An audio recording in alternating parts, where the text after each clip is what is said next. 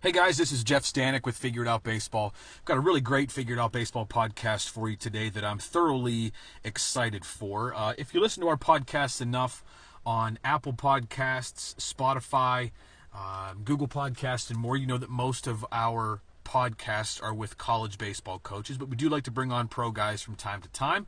I think they have really good perspectives to share as well. And today we're lucky enough to be joined by Joel Piñeiro, who is a 12-year Major League veteran. Very, very excited for this podcast. Before we jump into questions with Joel, I'll give you a background on him. Today's podcast is brought to you by Diamond Kinetics. Joel is originally from Puerto Rico. He played collegiately at Edison Community College, a junior college in Fort Myers, Florida that was at that time known as Edison Community College. Now it's known as Florida Southwestern State College. Joel was drafted by the Seattle Mariners in the 12th round. That was in 1997. That was after his freshman year. And that year as a freshman, at Edison Community College, Joel was named the Florida Junior College Pitcher of the Year. He spent only a few years in the minor leagues. He made his major league debut in August of 2000 at age 21. In his first career outing, he went 6 innings against the Chicago White Sox, gave up only 5 hits, 2 earned runs. The 2 earned runs, he told me before we started recording, were from a 2-run home run hit by Charles Johnson. He struck out 4 guys that day and got the win in his first big league outing. Over a 12-year major league career, he pitched for the Mariners for 7 seasons. He then pitched also for the Red Sox, the Cardinals, and the Angels. He finished with a career record of 104 wins and 93 losses.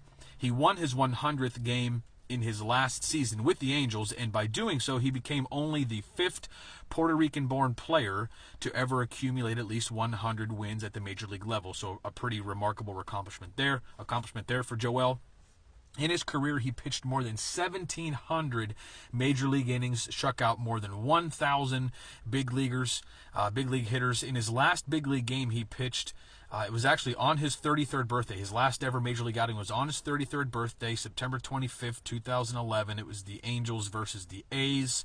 And pitching for the Angels that day, Joel went 6 1/3 innings, gave up 0 earned runs. And he also told me before the recording that day that he was perfect through 5. Pretty remarkable and a great way to go out. So, Joel, I appreciate you being on the podcast, and I'm so excited to get into this one with you. How are you doing, Jeff? Thanks for having me. I'm looking forward to this podcast. So I typically, Joel, start with something from the bio that stands out for guys, and for you, there's a lot of places I think to go. But I'd actually like to start out first by asking you how you ended up playing at what was at that time known as Edison Community College, and eventually changed to Florida Southwestern State College. Just interested what the path was for a guy like you at that time, kind of in the late '90s, to go from growing up in Puerto Rico, playing high school baseball in Puerto Rico, and then end up playing college baseball in the U.S. Just kind of wondering how that happened for you at that time. So, yeah, whenever I think I was 11 or 12 years old, my parents they got divorced. So my mom said, we're going to Disney World, we're going to Orlando. So my mom wanted to start fresh, start new. And so she got my sister and myself, and we left and went to Orlando for a little bit. And then I started playing high school ball there at Colonial High School in Orlando. And little by little, as school started to come around, in the beginning, I had a lot of Division I's, and then I had the scouts because I had a good high school career. But then, I'm not going to lie, I didn't have the grades. My grades were my downfall. I didn't have good grades at the time, so all those schools at Division I and all those bigger schools, they just backed away. And that's something that I try to help my son, especially now that he's at FIOB, that I didn't take it as serious, the schoolwork. And obviously, my mom was by herself with my sister, so I had a lot of free time. And I think I regret not doing better in high school because of my grades. So, you know what? I ended up going to Edison. Was the one school that kind of tried to help me out, and they gave me that opportunity. So, and I didn't even get a full ride there. I got half a scholarship. I had to work. I was like the assistant to the coaching. I had to do the equipment, trying to help to pay for my books and everything. So, but I knew at the end of the day, baseball was what I really wanted to do, and I was dedicated. I was motivated, and I was able to have the career I did at junior college and move on to being drafted.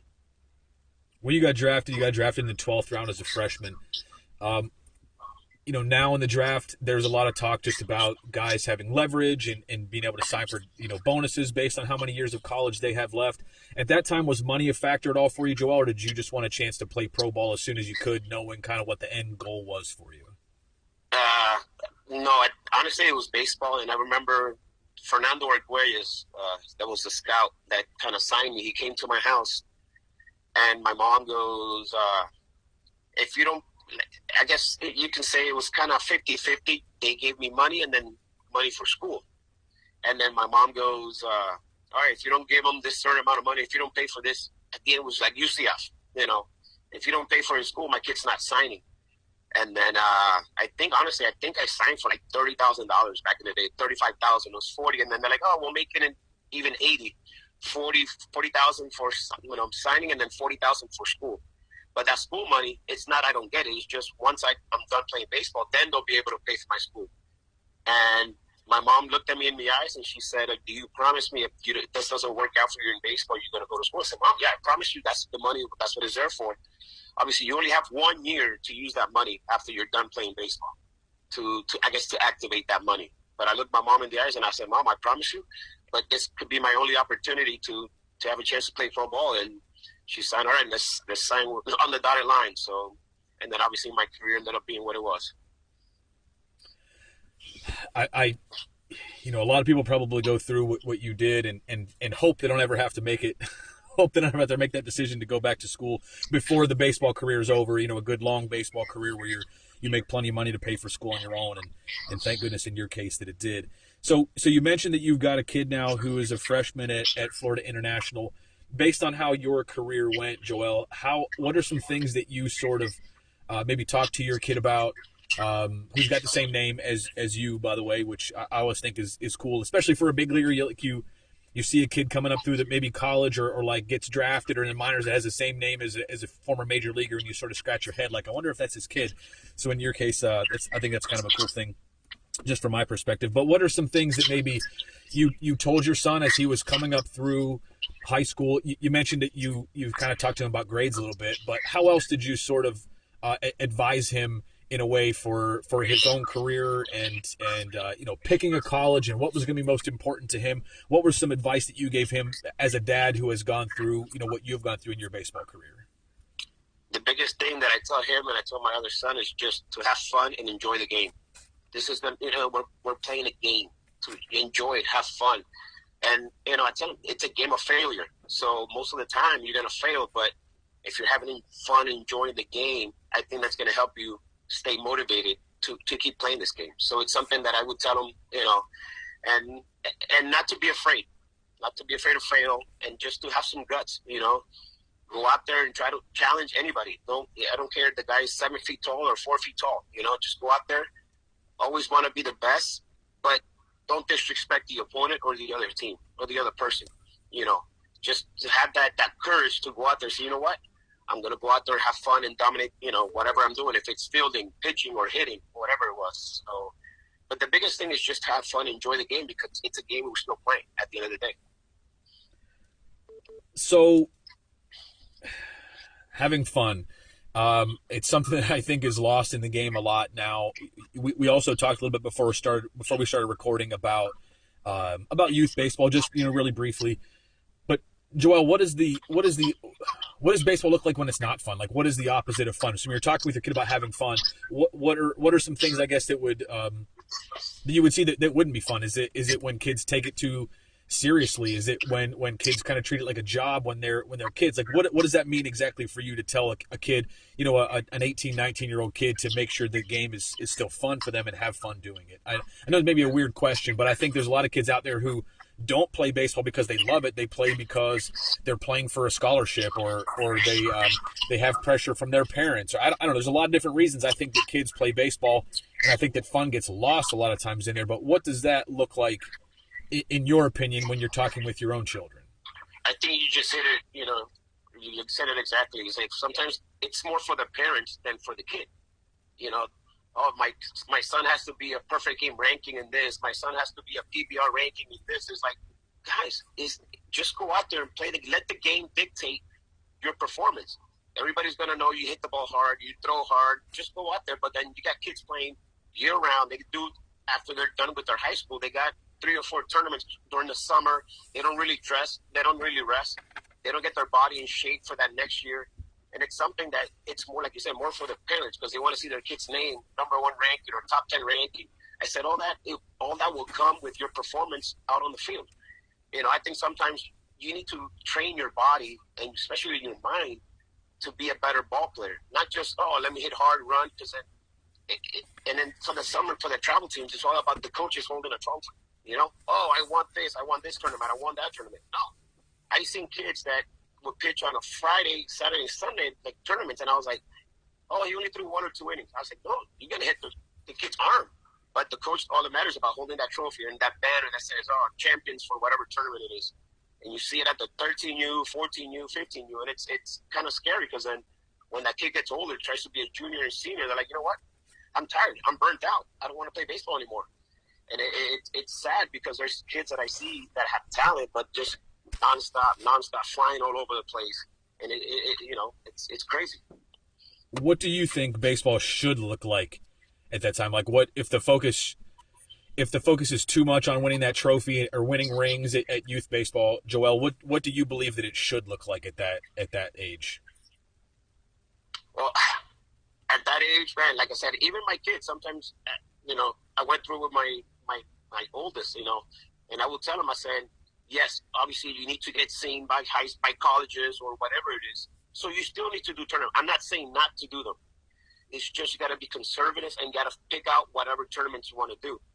And yes, I took my kid to Lake Point. I took him to whatever it is in Atlanta and all that stuff. But it's just my son, we used to do 2 to 3 tournaments. Obviously, my son ended up being a PO after his junior year. So we just concentrated on pitching. But I would tell the coach, he's pitching this tournament, that tournament, that tournament. I don't care. If that's it. And then I would, obviously, with my background, I would have a clicker, and I'm sitting there counting the pitches. And I remember one time after 4 innings, he had like 60-something. My limit was 70. And I said, you know what, coach? He's done. I would tell him he's done. He doesn't need to pitch anymore. And then I was like, all right, if you go to the championship, you'll pitch again because you pitched the first game. If not, I'm just going home. He did what he had to do. I'll see you next tournament in 2 weeks.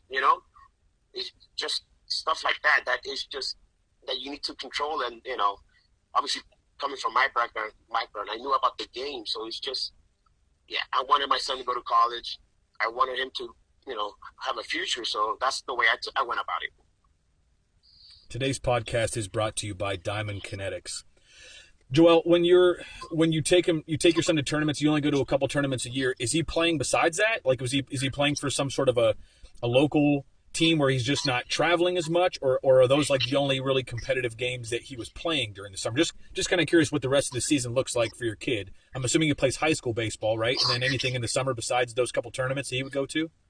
Yeah, I mean, there was 2 really good organizations that he played with Elite Squad in his, freshman, sophomore year. Then we played with the Florida Burn in his, 11th and 12th grade. But like I told him, it was like he's only going to do 2 to 3 tournaments. That's all I thought he needed to do because he needed to rest. I want his body to get stronger, get bigger, and to me that benefits him more when the high school season comes back around. So I mean, I was lucky to have those 2 organizations that he played with, and yes, like since he was a pitcher only, I could set up a schedule and I'll talk to the coach. Hey, if he pitches the first game, he could come back the 4th day. He'll have his normal rest when he can throw his bullpen, he gets his workouts in, then he can come back and stuff like that. So, yeah.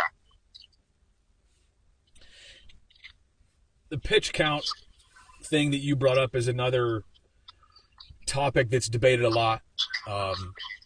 So you're in a unique position where you pitch at the highest level. You have now experience as a high school coach, and you have kids that are going through it. So you've been on like every side of it, really.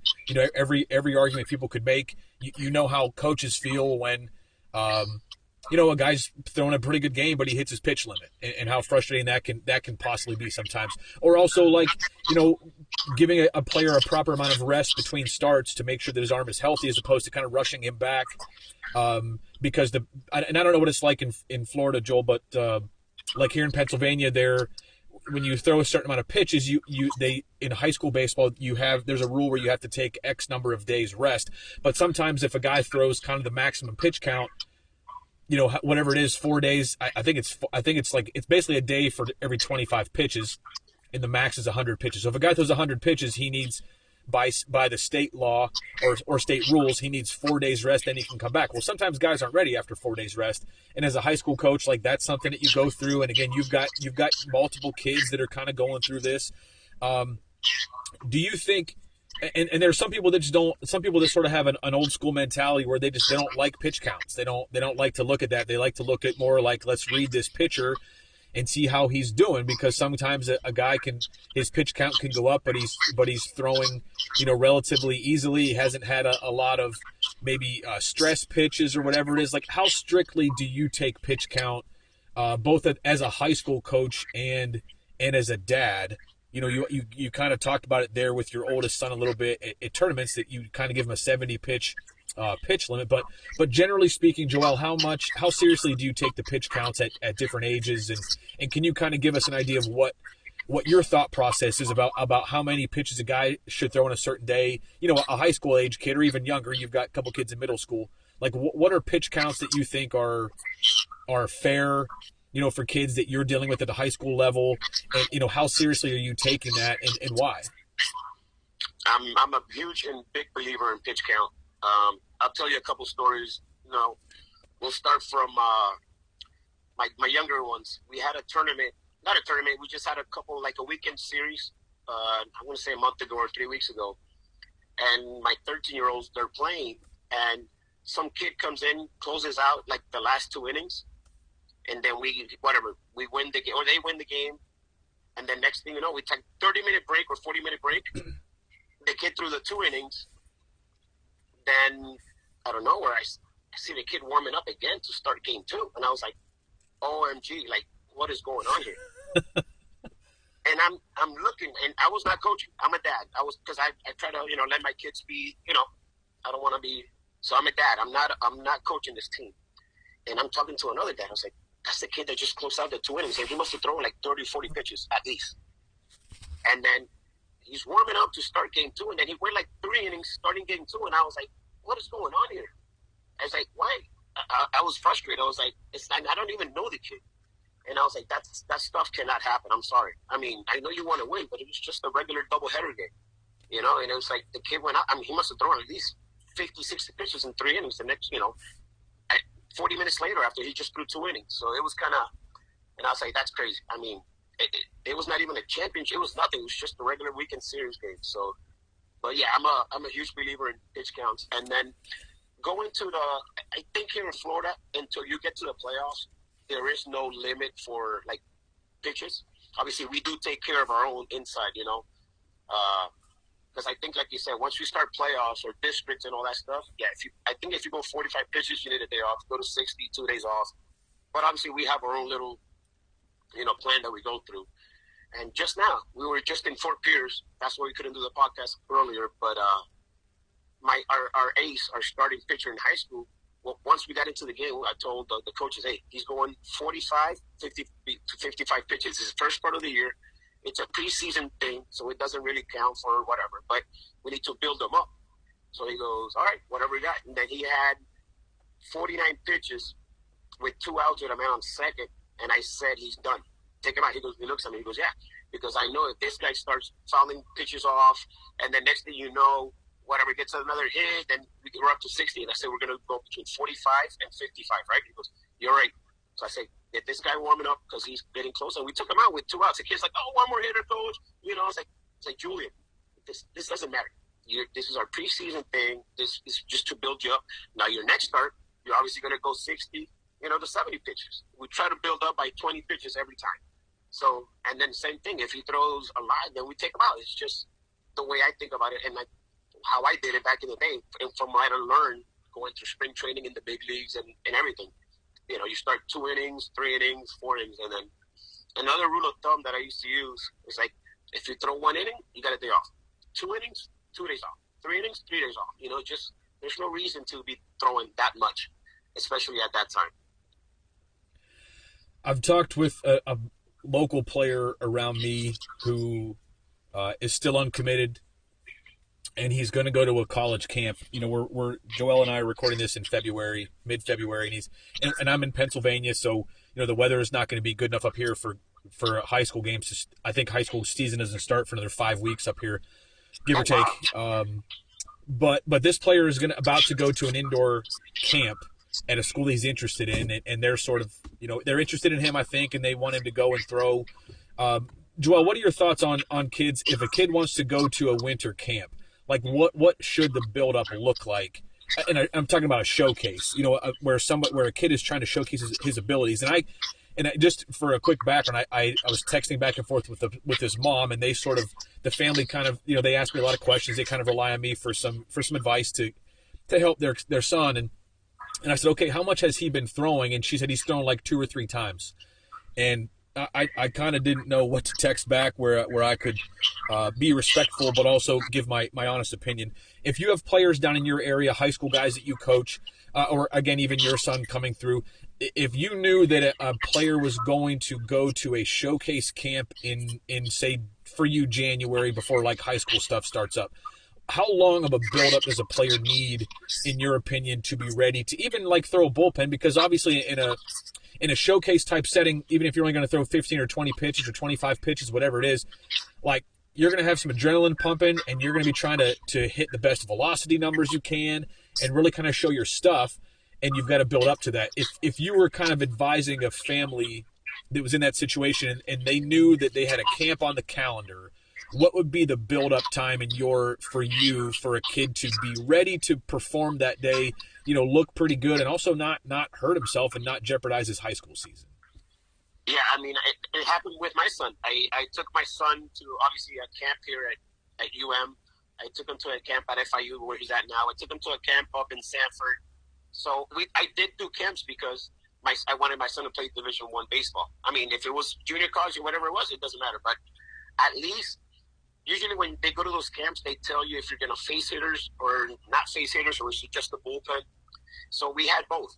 So at one point, at least we had a month before he went to the camp. And at the Sanford one, it was just the bullpen. So we started playing catch 3 days a week. Then we went to 5 days a week. And then by the 3rd week, since I knew he wasn't going to face hitters, we started throwing bullpens. So he got in at least 4 bullpens before he went into that camp in Sanford. Now, the one we had here at UM, it was like a little scrimmage. So they faced hitters. So that one we had like 6 weeks. So I was like, but the only good thing about this one, it was closer to the high school season. So he kind of was getting ready for both, for that camp, and then the high school season was starting the practices, which it was like in January 20-something. So, but at least you need a month to 6 weeks, and it's the build-up, like you said. You start playing catch 3 days a week, then 5 days a week, then every day. But it's not, and we were long toss only 2 to 3 days a week.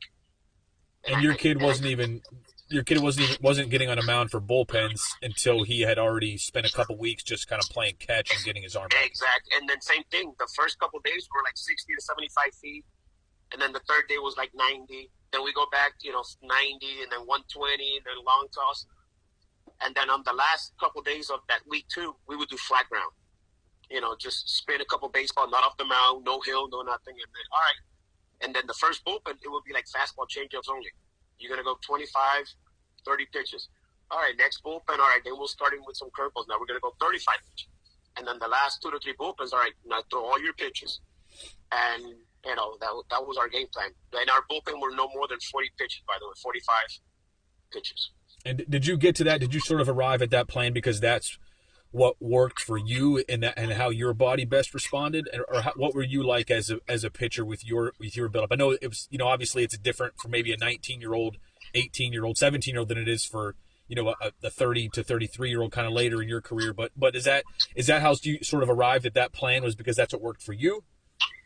Yes, that's what worked for me. And I thought, obviously I would tell my kids, not only my son, the other players, like, hey, what worked for me, maybe it might not work for you, so we can adjust stuff.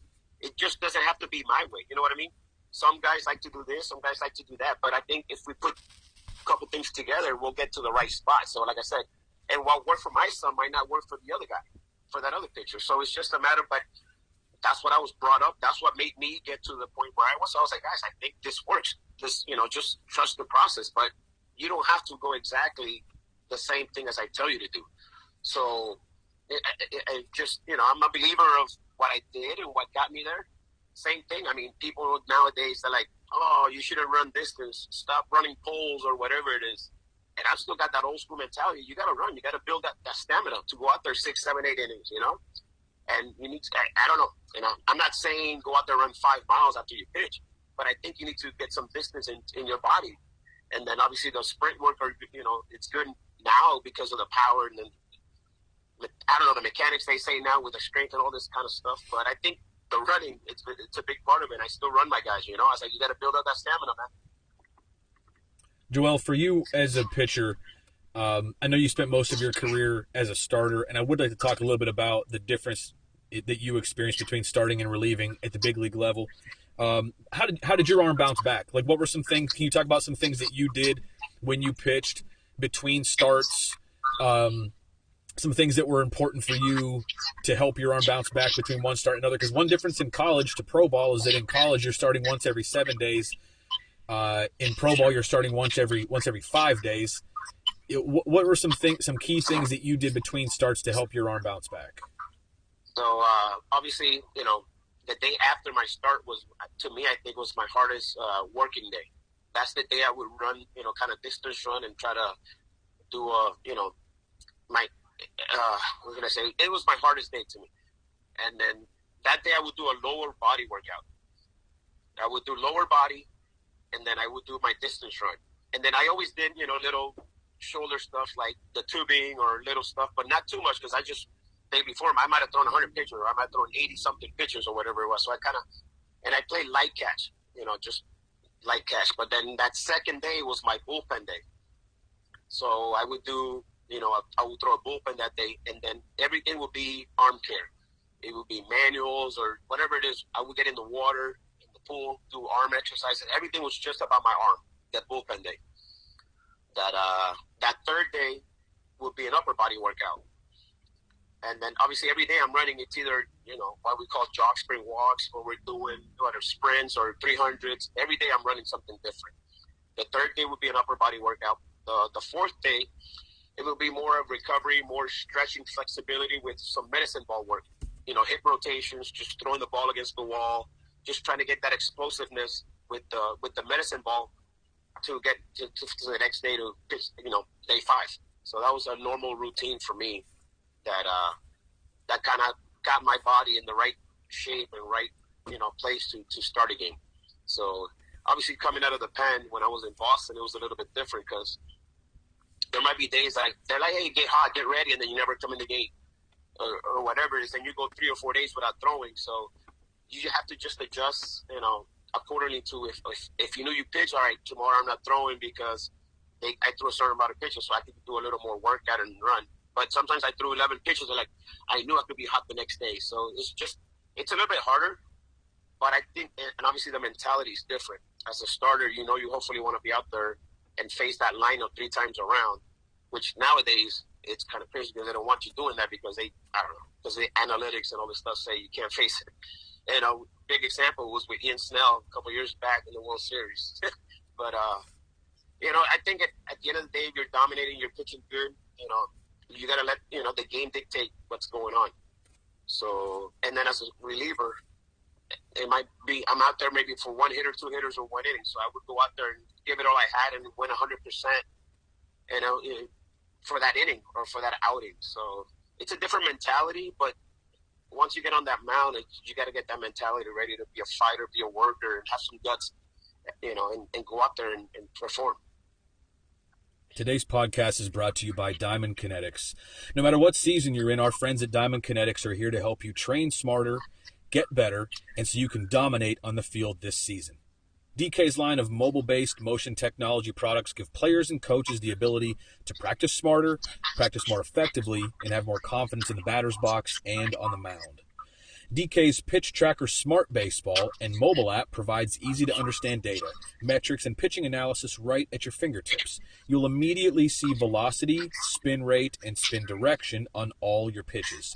And newly updated features such as auto pitch detection, plus newly added metrics such as spin efficiency and horizontal and vertical break help you get command and control over your entire arsenal of pitches. With Diamond Kinetics, you will train smarter and get better and have more confidence on the field this spring. Joel, what you just talked about is something that's really interesting to me, just about the different mentality for starting pitchers today. And it's not like you pitched that long ago. I mean, it's not like you're a guy that pitched, 25 years ago in the big leagues. What do you think of the goal now in Major League Baseball for starting pitchers? It's like if they go 5 innings, their teams are pretty happy with that. It's no longer to get through the lineup 3 times or a goal of going 7 innings. Like when you pitched, not only you but the guys that were around you, the guys in the starting rotation. What was the mentality at that time? Like, what was your goal for a game? Was it to go a certain amount of innings? Was it to? I mean, did you want to throw a complete game every time out? Did you want to go through the lineup 3 times, no matter how it was, no matter how many innings that ended up being? Like, what were some of the goals that you and the guys that were on the pitching staffs that you were on? What are some goals that you guys had in mind at that time? And I'd like to compare that to just what kind of pitchers you're thinking today. But I'd love to start with sort of what the mentality was when you were in the big leagues. I mean, no doubt. I don't think there's a starting pitcher out there that doesn't tell you they want to go to full 9 or they want to get that complete game. I mean, that's the way we thought about it back in the day. And, I mean, hopefully as a starter, you never want to come out of the game. You want to be that, that guy that goes out there and gives you 7, 8, 9 innings. That's, to me, I think till this day, guys out there, they want to go full 9. They want to go complete game. It's just with the data and the analytics and everything, which, I mean, it does have some the right stuff in it. I'm not going to say the analytics doesn't work because it does work. It's shown, it's proven when they move guys here and there, but it's just a matter of, at the end of the day, that, that pitcher's dictating how the game's going.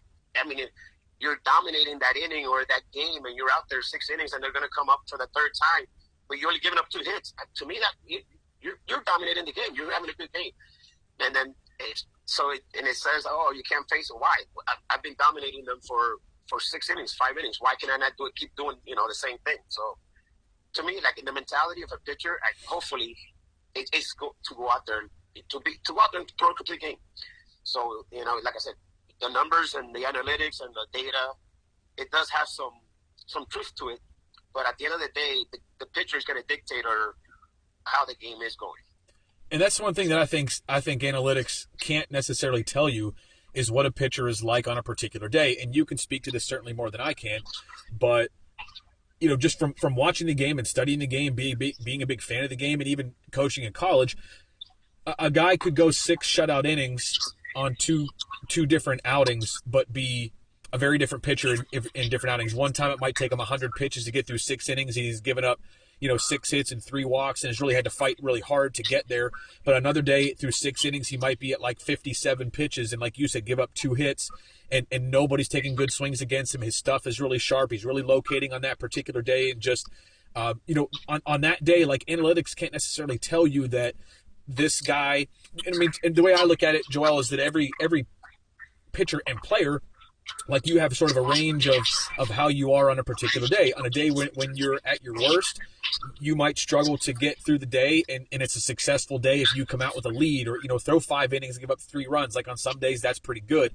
On other days, when you're at your best, your stuff is at its best, it's at its sharpest, and you felt good going into the game, and you're keeping your pitch count low, and the hitters don't seem to be seeing the ball well, and they're taking bad swings off, and you're like, those are 2 different days. And it doesn't, to me, it kind of doesn't matter what analytics says.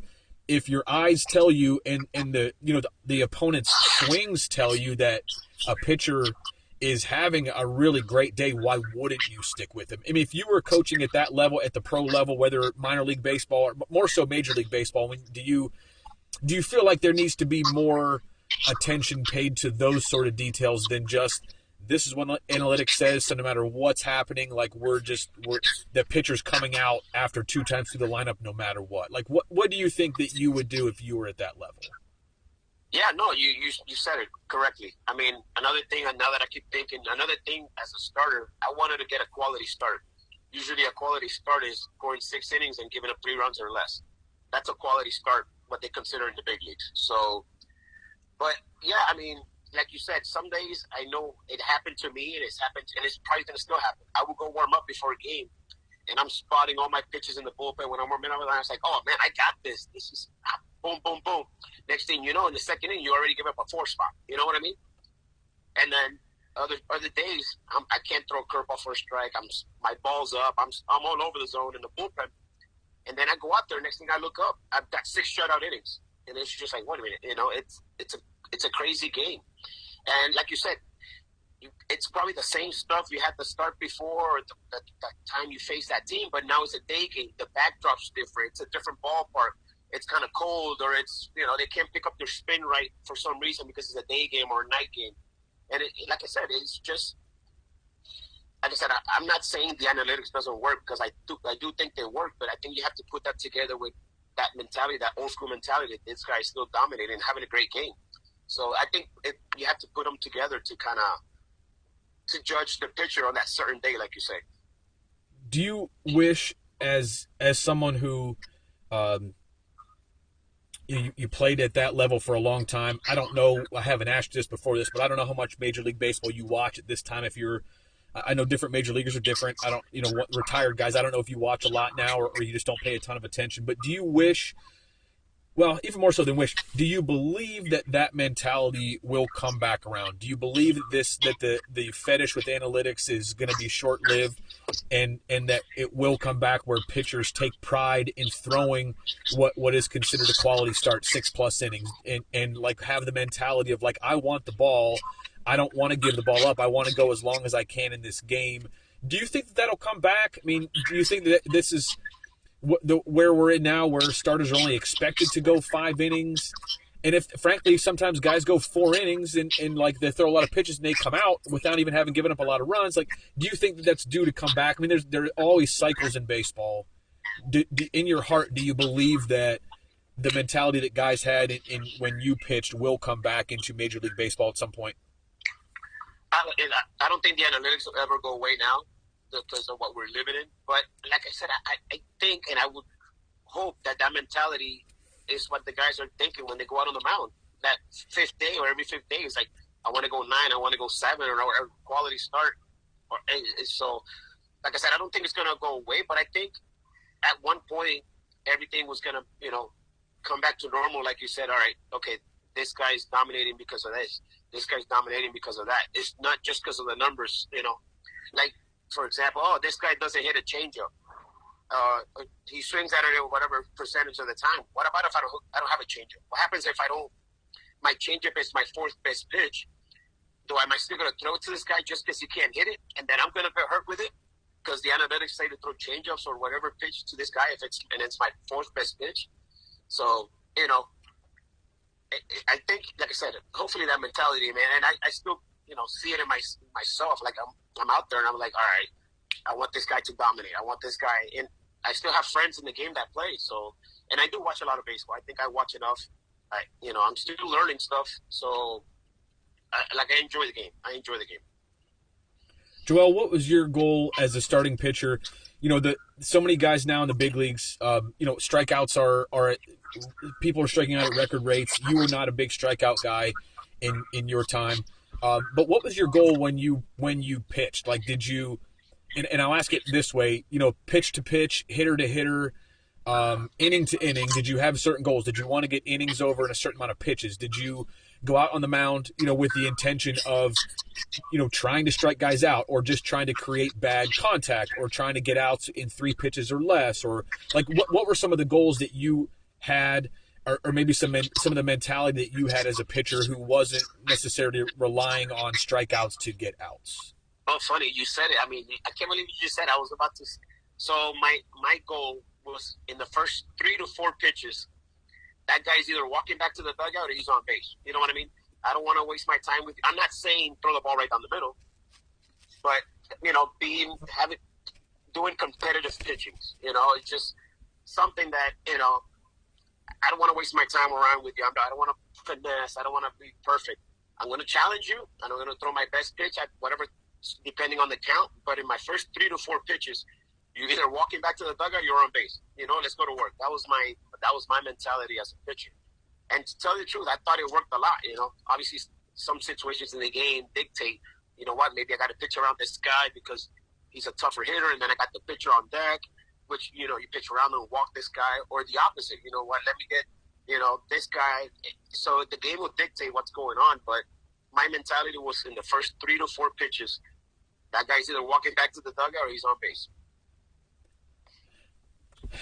It's so different than what you hear nowadays. What does that look like exactly? I mean, does that look like when you say you're going to challenge hitters, Joel? What does that mean exactly? Because what I think you see now a lot is guys in the big leagues falling behind in counts, pitchers falling behind in counts because they're throwing their curveball out of the zone, and whether it's on purpose or whether whether they're trying to get a swing and miss or they just missed a location, you don't know.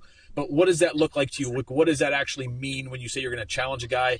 And in the first 3 or 4 pitches, you want the at bat to be over. Are you throwing your off speed stuff in the zone, or are you trying to get chases with that? Are you throwing your fastball in locations where you feel like you can get weak contact, or are you trying to start it off the plate, run it back on the plate, get a called strike? What exactly does it mean for you when you say you want to challenge guys? It's pitching to my strengths. Knowing what I dominate, which side of the plate I dominate. Like I said, what's my best pitches at that certain time. If the guy doesn't like the slider or he swings first pitch slider, I'm not going to throw him a fastball. But competitive pitches, not a strikeout pitch every time I'm out there. But like I said, pitching to my strengths would be the correct, I would say, turn. This guy likes, he likes to pull the ball early in the count. All right, I'm going to work away. The opposite.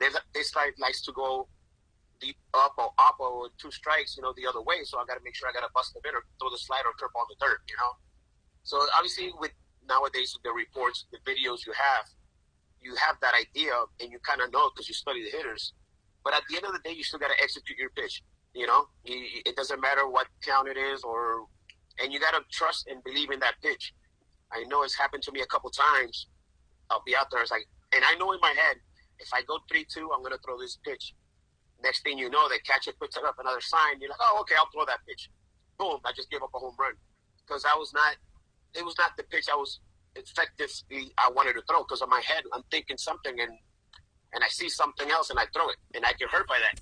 I wasn't, how do I say that word? I wasn't committed to that pitch. Because, I mean, you're thinking ahead as a pitcher. You're always thinking. Sometimes after a game, I'm more tired mentally than physically. Because, I mean... You're thinking, excuse me, you're thinking, all right, this guy's on deck, but if I don't get to this guy, I got to go to that guy, and then if I got to turn the lineup over, and it's just mentally frustrating, and then I get tired than physically. What about your time in the bullpen? So I know that you've made relief appearances in a lot of different seasons, but primarily in the 2007 season, you started the season with Boston. You made 31 appearances for them, all in relief, and then you were traded to the Cardinals. And in every appearance for the Cardinals the rest of the season were starts. You made 11 starts after that. Curious about a couple things there, because I think that these are things that maybe the average fan doesn't think much about, the difficulty between going from the bullpen to the starting rotation and back and forth. When you signed with Boston, did you know that you were going to be in the bullpen, or did you have a shot to be in the starting rotation that year and just didn't? They ended up putting you in the bullpen. No, so in 2006, I was struggling with Seattle at the end of my, that year, that they took me out of the rotation and they put me in the bullpen. I think for the last month and a half or something like that. I can't remember, 2 months or a month, whatever. So, and then obviously, I going back to that mentality that I told you earlier, I was like, you know what, I might be here for 1 hitter, 2 hitters, or 1 inning. And I'm just going to throw the crap out of the ball. I'm going to go out there and dominate for that 1 inning because I know I don't have to be out there 75, 85 pitches. So, and then I ended up doing really good at the end of the year. And once Boston came around, I knew it was going to be a reliever role. And I was like, maybe it's that time in my career that, this is what I need to do. I was struggling as a starter that 1 year in 2006. I was like, maybe it's time for change. So I knew I was going to be in the bullpen. And what do you know? And when when Boston, we were going on a road trip, and they called me in the office, Terry Francona goes, hey, by the way, we got a trade in the works with St. Louis because we have to activate John Lester. That's when John Lester came back in 2007 from the cancer thing, that he had. That's when he came back. So I was the guy, and I was like, you know what? Hey, I'm playing the game I love. It is what it is. It's baseball, So the only good thing is once I got to St. Louis, they're like, we need you as a starter. And I was like, okay, I'll do whatever. I want the ball. I just want the ball. I want to pitch. And like I said, what do you know? I started 12 games, and I think I won 7 out of those 12 games. And next thing you know, St. Louis called back and said, all right, we want you. We're going to sign you to a 2-year deal. And obviously, Dave Duncan had a lot to do with, I guess, resurgence or however you call it, my comeback as a pitcher. That I was able to pitch another 5 years as a starter with the mentality of Dave Duncan and the whole pitching philosophy that he had, which was outstanding. One thing that I have a hard time wrapping my mind around is how major league players continue to play with confidence after they have hit some bumps in the road, right? For you had certainly ups and downs in your career. You had times when you were pitching better than others. You had years that were a lot better than others. When I was actually just funny. I was just looking this morning or yesterday at someone's at Virginia Tech's college schedule for whatever reason, and every weekend it was like you look at the schedule of an ACC team, and every weekend is like a scary opponent.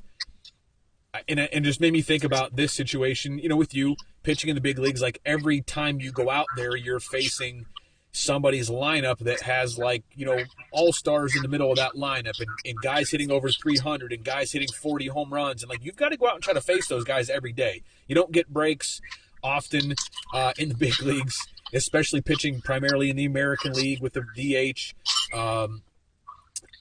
How do you pitch for as long as you did in the big leagues and just continue to have confidence in yourself and your abilities when things aren't going well, and not get to a place where you're saying man, is my stuff just not the same? Have I, has something changed with me where I just can't do it anymore?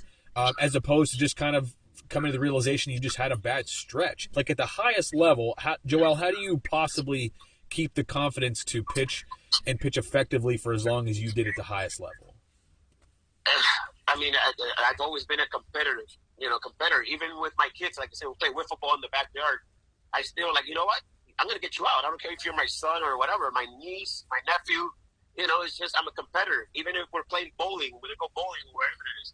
It's just you have that fight in you that, and earlier in my career, say I had a bad game, and I know it's, I was young or whatever, then I would leave, I'd come home, and then I'm kind of boo-boo lip, I'm frustrated, I'm yelling, I was just mad, and then it wasn't my wife's fault, she didn't pitch, or my kid's fault, and then I was like, I don't want to pick him up, I don't want to play with him, and the one thing that I learned is, even if you have a good game or a bad game, once you walk out of that clubhouse, those doors close behind you, that's it. It's over with. The stats are not going to change. The numbers are not going to change.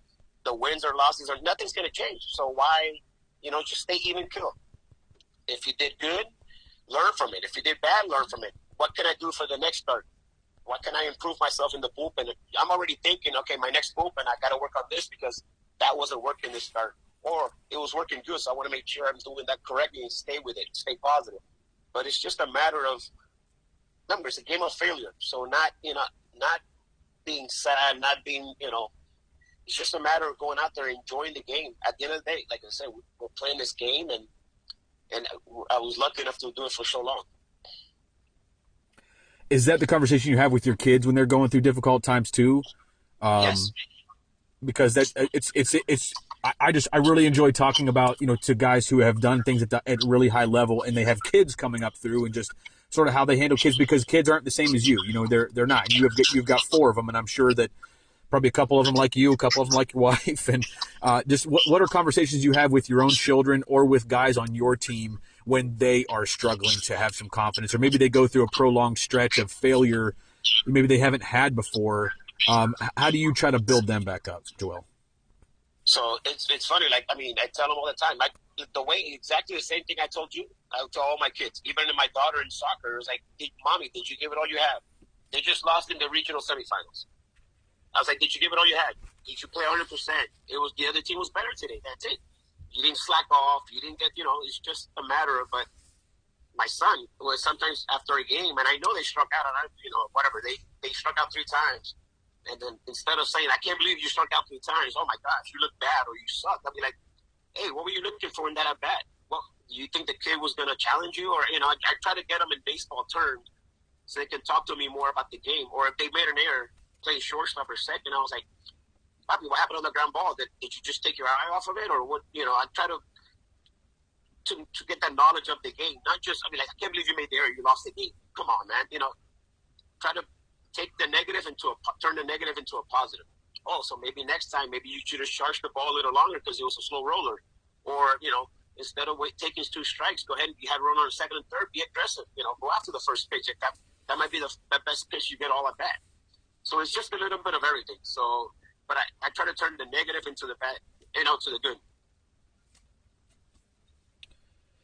One of the things that we talked about before we started recording this podcast was the fact that you are only the 5th Puerto Rican-born player with 100 or more major league wins. Were you aware of that going into your last season? I'll tell you what, I've never worked so hard to get 1 win. So I think I had the 99 wins. And a reporter came up to me, and he goes, "Oh, hey, Joel, you got your 99th win, whatever, you're one away from 100. Did you know there's only been 4 Puerto Rican pitchers?" And I was like, I had no idea. I didn't even know it was my 99th win. I didn't know about the whole Puerto Rican pitcher things. And it took me 5 starts to get that 100th win because every time I was out there, what's in my head? I'm thinking, I'm trying to do too much. And it was like, why did this guy come up to me and tell me that? It took me 5 starts, man. And it was, it was crazy because it was like, I'm out there thinking, and games I would leave with the lead. The bullpen, gave up the runs. They tied the game. So it took me 5 starts. So it was, once I got it, it was like, woof. But yeah, it took me 5 starts because he was out there every day. I'm thinking about it. I'm trying to do too much. And then with my experience, I should have done the opposite. It's just another start. Relax, man. Don't worry about it. It'll come. Don't try to look for it. It'll just come. So easier said than done, right? To just kind of yeah. Yeah.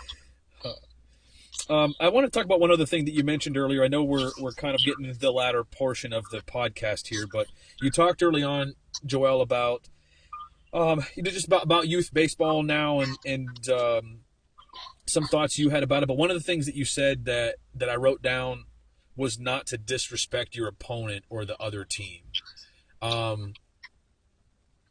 Where does that come from you? Is that something that you were taught as a kid, from coaches, from your parents?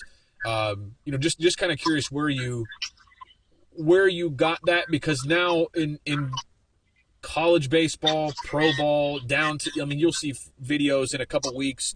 You'll start seeing high school kids that'll hit a home run and flip a bat 40 feet in the air, and like pitchers doing the Trevor Bauer K strut off the mound or whatever it is. And I don't personally love that about baseball. I wish that wouldn't creep into baseball, but kind of curious with you, just kind of, where you learned to respect the game and why that's an important thing for you now that you still carry with you as a coach and as a father of of young players who are still playing the game.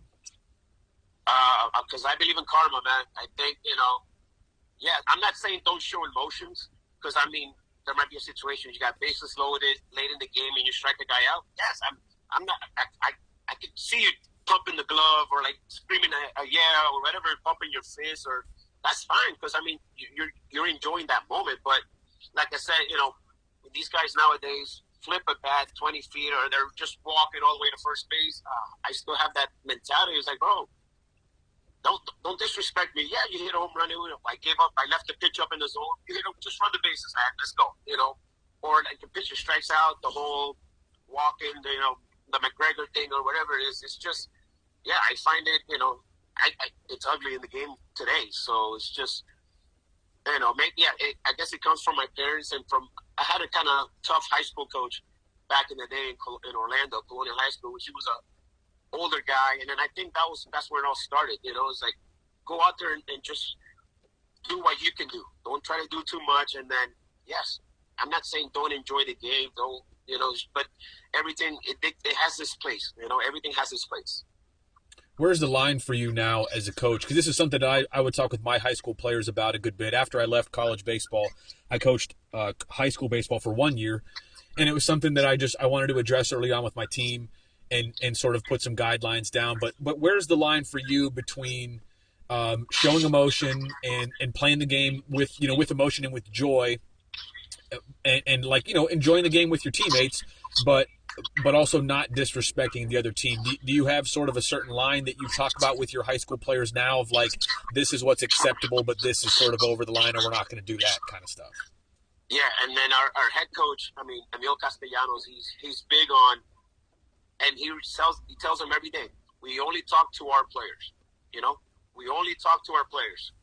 We talk to our players only. We cheer our players. We don't. That's it. We only talk to our players. So, and that's, I like that, because we cheer for our guys. We do whatever. Somebody, from the other side, something happened. Hey, let their coach, let their team worry about that. Let them talk to each other. But we only talk to our players, and I think that's kind of. I've been here now for 5 years coaching this, and it makes sense. We talk to our players and motivate our players, and there's no, how he calls it, there's no sour grapes in the dugout. There's no sour grapes. We're all here for each other. We're picking up each other, because if you don't start for a week or you don't play for a week, you don't know. It might come to a game in a situation where, hey, I need you to go pinch run, and you might be the winning run, or come, pitch an inning, or, whatever it is. So, there's no sour grapes in the dugout, and we only talk to our players. Joel, one last thing, and then I want to have some kind of like quicker, fun questions to kind of finish this thing up. But one last thing I'd like to ask you about, again, coming from a perspective of a high school coach with your background, who's got kids that have gone through this process. You also mentioned early on about like perfect game and PBR rankings. How important do you think those things are in youth baseball today? And I'm asking this, as I kind of told you before we started recording, I want to record these podcasts from the perspective of a parent, or the perspective of a high school coach out there who's trying to lead his players, or the perspective of a 15-year-old who's listening to this, who wants to be Joel Piñeiro. He wants to pitch in the big leagues. He wants to, get drafted as early as possible and get to the big leagues fast and be there for a long time. How important do you think those things are? Do you think that's something that kids should be sort of shooting for, going to events to try to get ranked, and does it help? Because I'm sure you're in communication with a lot of college coaches as well. Is that something that you believe is pretty relevant, and that kids should be going to events specifically to try to raise their ranking or raise their grade, or to you, is it something that means a lot more on the surface than it does underneath when college coaches are actually getting involved in the recruiting process? Just would like to know your opinion on that. No, I do believe in perfect games and PBRs, but I think everything has its limit. Like, I've seen kids that go every other weekend that have to fly somewhere, North Carolina or Atlanta or Texas, just for a tournament. I think it has its limit, but I think perfect game and PBR, they do really good stuff. Same thing. It gets to a certain point when they're like, oh, you get a shortstop, or they put all the infielders in a short. Oh, he throws 90, 94, 92 across the diamond to first. Yeah, but is he hitting him in the chest? Is that ball going off the screen they have back there just because he throws 92 or from the outfield? Oh, he's throwing 94, 92 from the outfield, but could he hit his cutoff? Did he get to the home plate, or is it went to the backstop, or it makes no purpose in that? Yes, same thing in a BP. Oh, he's got exit velocity of 109 or 105 or whatever it is. Yeah, but in the game, could he hit a breaking ball? Does he have a good approach at the at bat? It's just everything has its limits. Yes, I do believe they're good because you need to get exposed. College see it, professional, and then you'll know what player you are. If you're gonna think you're gonna go in the draft early out of high school, you know what kind of player you are. So, like I said, but everything has its limit. You know, you have your, like, same thing for my son. I say, Bobby, you're only pitching in 2 to 3 tournaments. That's all I think you need, and it's just a matter like of getting your body. I think your body, just being your body ready mentally, physically, it's gonna what make you a better ball player. Were you at all concerned or anxious as a parent with your own son, your oldest son, that like only going to a couple tournaments that the right schools weren't going to see him? You know, I think that's why a lot of people go to all these events, because they're like, oh, well, you know, if I go on this weekend, there might be some schools there to see me, but if I go next weekend, some different schools might see me, and if I go next weekend, some different schools might see me, and I think I can outperform what I did last time, and it's such a sort of an anxiety push for families, I think, to do that. Like, were you at all anxious or concerned as a parent that if you only played in a couple of tournaments that there was going to be a smaller pool of schools that were going to see your kid, and maybe he wouldn't get the opportunity he would if he went to, say, 7 or 8 tournaments throughout the year instead of like 2 or 3? Was that at all a thought process for you and your family? Yeah, it was. I mean, obviously, going back, I knew my son was not going to go in the draft. Yeah, he was good, but he wasn't throwing 95, 96, 97 like other kids were that, you know, all these scouts are looking at. Yes, I believe he was a Division I player, but I said, Papa, if you go to junior college, that's fine also. Look, I went to junior college. So, but, yeah, I mean, obviously, it was kind of different because the pandemic, so that's when everything was happening. So that senior year was like our high school season in his junior year, we only played 10 games. The pandemic started and everything started going. So, I'm throwing bullpens in the backyard with my son, taking videos, and then I'm sending it out to a couple colleges. So that's why, you know, I believe, yes, he's a college pitcher, and that's what he was meant to do. But still, I'd rather him go 2 to 3 tournaments and then give it his 100 instead of going to that 6th, 7th, 8th tournament, because now his arm's tired. He hasn't got it well rested, and then he's giving up runs, or he's not throwing at his top. You know, maybe instead of throwing 90, he's 86, 85, because he's been throwing so much that his arm is not healthy, you know. So that's why I think if you perform at your peak and do 2 to 3, whatever tournaments, I tell you what, there's always somebody watching, and there's a school for every player out there. There's a school for a player. There's a school for every player out there, trust me. I've seen it. I've been through it. And there's always somebody watching. So these kids don't need to put in their heads, oh, I need to go to UCLA, I need to go to Vanderbilt, or whatever it is. There's always somebody watching, and there's a school for everybody out there. That's great advice as a parent who probably is able to keep a more level head than a lot of parents out there. Really, really good stuff. Joel, I want to finish this up if you have a few more minutes, where I just kind of want to ask you a series of hopefully fun and quick questions. Before we started recording, you know, you and I talked a little bit, and it really kind of amazed me the memory that you have. You made your major league debut in 2000, almost 22 years ago, and you remember things very clearly from that day, where a lot of guys just don't have a memory like that. So I think this could be hopefully a fun thing. To start it out, who is your favorite catcher that you ever got to throw to in the big leagues? Oh, wow. I'm going to ask you some tough ones. And I don't want to disrespect anybody else, but I was spoiled. I had great catchers. I mean, starting from Dan Wilson in Seattle to, Pudge. Ivan Rodriguez caught me in the World Baseball Classic. I had Jason Varitek. I had, Jeff Mathis, Mike Napoli, obviously Yadier Molina in St. Louis. So, but I guess to me the two biggest were Pudge and Yadi. Knowing that we're fellow Puerto Ricans, and it was just I was watching Pudge play when I was growing up, and I was like, wow, this guy. And then next thing you know, in 2006, he's catching me in the World Baseball Classic, and I was like a little kid. When I looked at the lineup, I was like, my gosh, Pudge is catching me. And it was just, it's amazing, And then once I got traded to St. Louis, I was like, whoa. And that's when Yadi really started coming into himself. That year, he won his first Gold Glove, and I told him, "Hey, you got your first Gold Glove because of me, man." And we created great memories. We've taken vacations together. We've become friends, like we're family. So, But like I said, I was able to be around a lot of good catchers. Who was a player that you idolized growing up? Well, funny, like I said, I didn't really pitch a lot till my junior year. And the guy I idolized, it was Roberto Alomar. Since I play short, second base, I was number 12 everywhere. Every little team I played in, I was number 12. I thought I was Robbie Alomar. Same thing. I was kind of starstruck when I'm facing Cleveland one day and I see Alomar in the lineup, and I was like, oh my. It's just like a dream come true, knowing that I've been in the same place with these guys that you idolized, that you looked up to. And the other guy was two guys, Roger Clemens and Pedro Martinez. And, once I was a pitcher on the mound and everything, it was like I used to follow. I remember playing the Yankees, and then I see Roger and Pettit running pole, whatever they're running, and their workouts, and I'm watching them. What are they doing? How do they go about this? I'm trying to learn. I'm a young kid. And Pedro, too.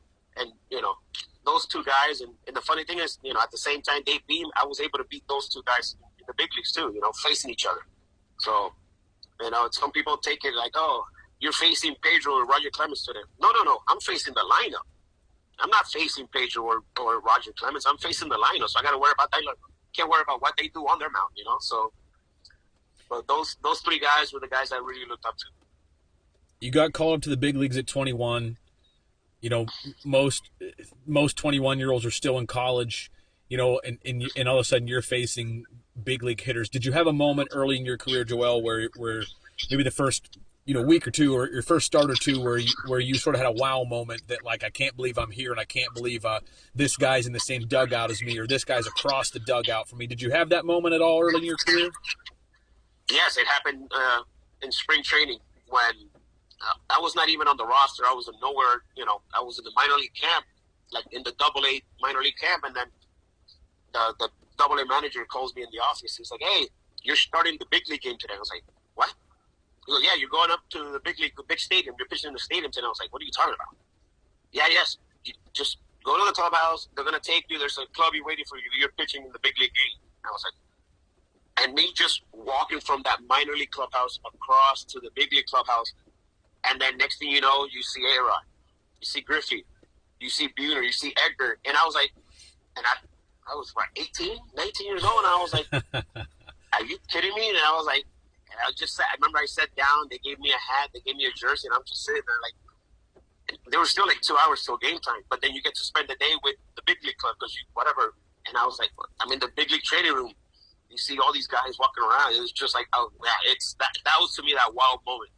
And then, yeah, obviously getting that first start when I walked out in I guess it was Comiskey Park back in the day. Whenever I pitched, I walked out, and then I knew some of the guys told me, "Hey, go out early, go look at the bullpen, look at the mound, just look at the stadium. It's a little bit different than the AAA stadium, So I walked out, and I walked around the infield a little bit, just trying to get that. Okay, all right, I got to work here in a couple hours. Let me go back in, But yeah. So.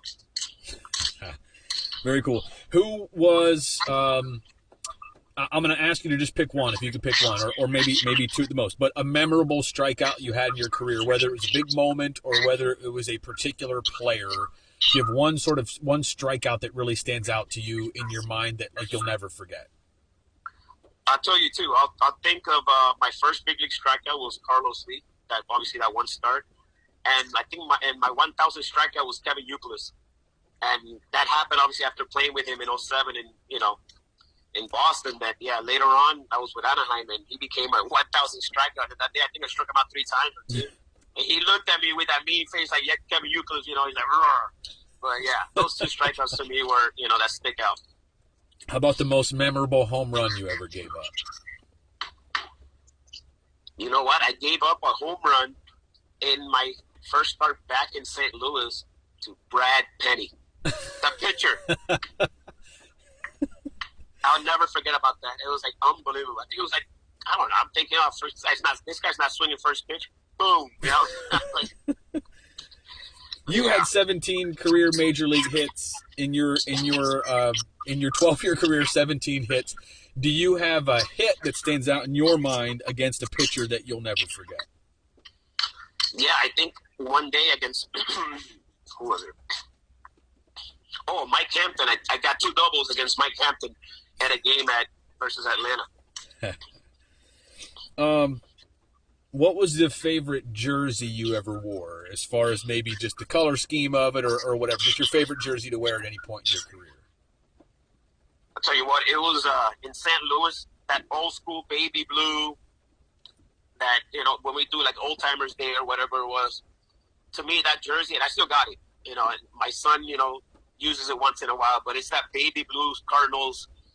It's not even a button down, it's a full jersey, you know, there was, you know, so that jersey's kind of cool. Who's the best player you ever played with that no one really knows about? Maybe a guy that got hurt, maybe a guy that just had some bad luck or whatever, but a guy that you really thought was going to be pretty special that never really did it, and the career never really amounted to a whole lot. Oh, wow. That's a good question.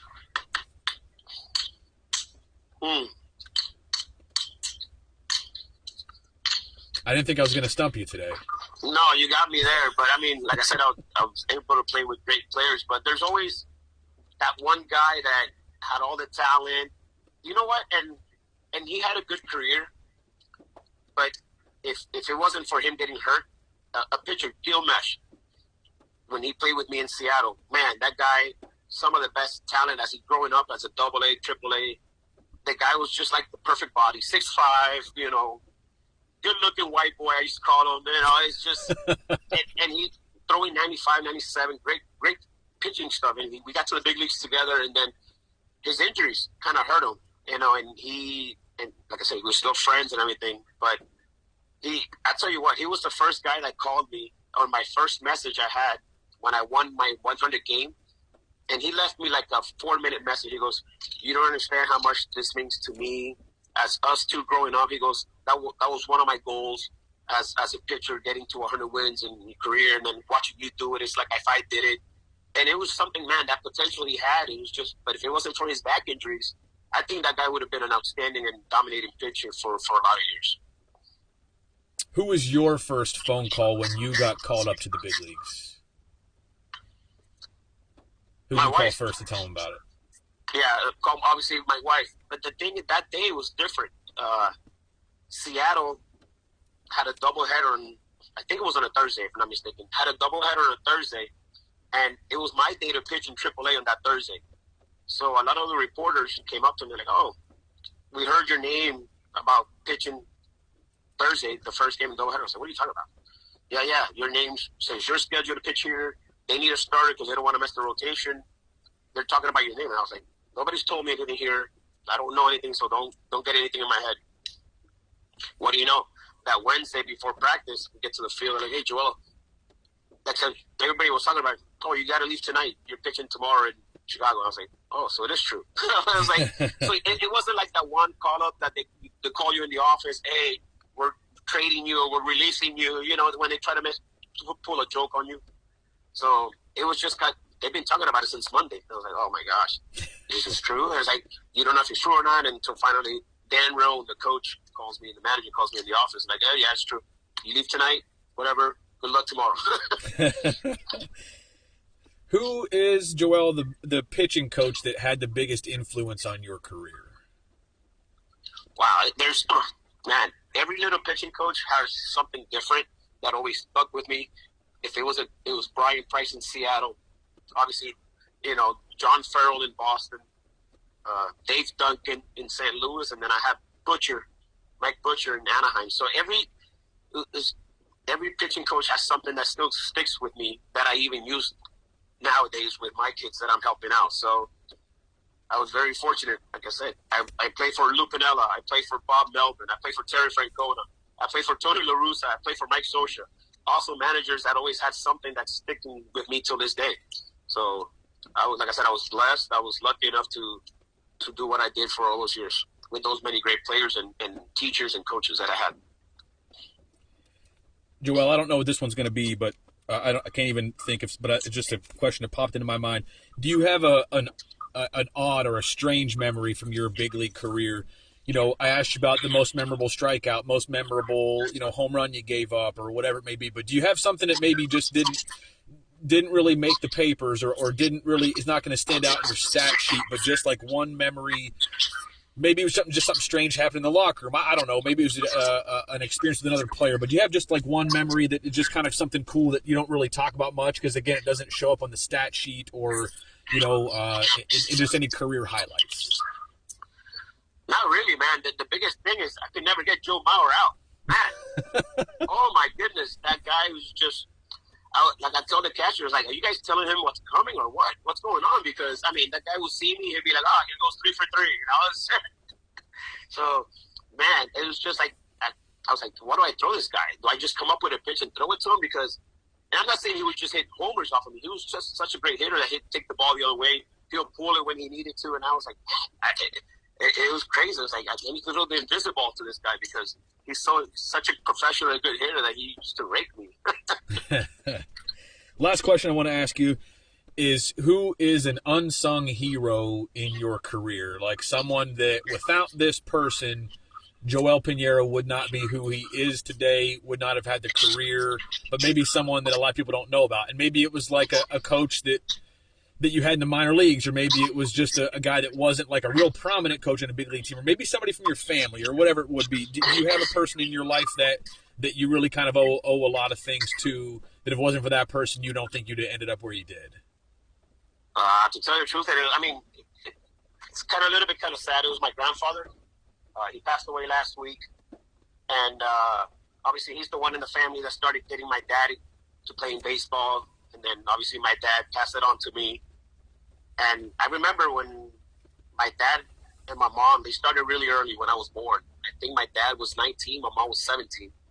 So, and my dad had a chance to sign professionally, and my grandfather said no. I mean, talking back, that hit the 70s, late 70s, he's like, no. You got your girl pregnant, you go to work. Don't worry about baseball. Just, you need to get a real job, you need to go to work, and you need to take care of this baby that's coming. So my dad just only kept playing professionally in Puerto Rico, local stuff, trying to do what he can. But then eventually whatever, happened in my career. And I remember that first start, my dad and then my grandfather, it was like, to me, I think to my father, it was like a blessing, like, because he doesn't know what could have happened with my dad if he let him go ahead and go play baseball, sign for whatever $1,000 was going to sign, or $2,000 back in the day.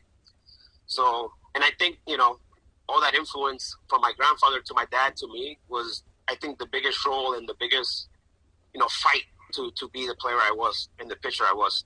And then hopefully I pass that on to my son.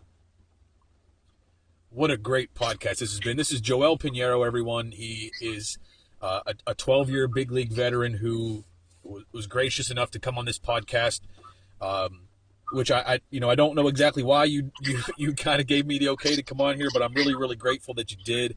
Today's podcast is brought to you by Diamond Kinetics, and it was a really, really good one, from talking about your kids, the things that you've done as a coach, things you've done as a player, memories you've had. Joel, this has been a very, very enjoyable podcast, and I want to thank you very, very much for your time that you took to come on here and just share all this with us.